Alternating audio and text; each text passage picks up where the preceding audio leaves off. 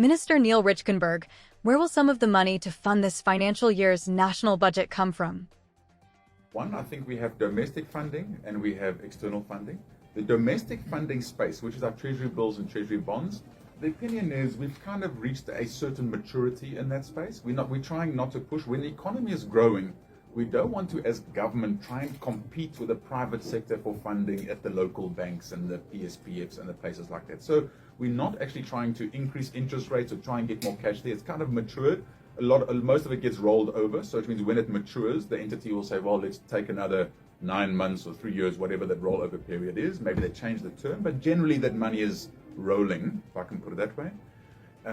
But this year we are getting a bit more funding from external funders.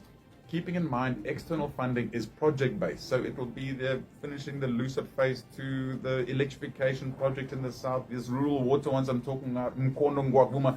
You add all those together, there's a lot of funding coming from the World Banks, AFDBs, those kinds, concessional funding, and so that funding will come through.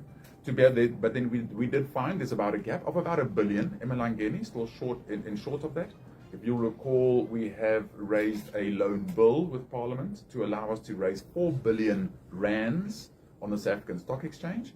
And so the plan is, even though the central bank is saying, we obviously have ABSA, who we've identified to do the raise for us, through central bank. They're talking of raising about 650 million, we're hoping for, still in March this year. But for the following year, we plan to raise about 1 billion 1 billion rands on the Johannesburg Stock Exchange. Again, the advantage of that is with our currency being pegged to the rand, we regard it kind of as domestic debt, even though we can't classify it perfectly as that, but with a link, it does mean it's a lot safer territory than external debt where the exchange rate fluctuations can hurt us sometimes.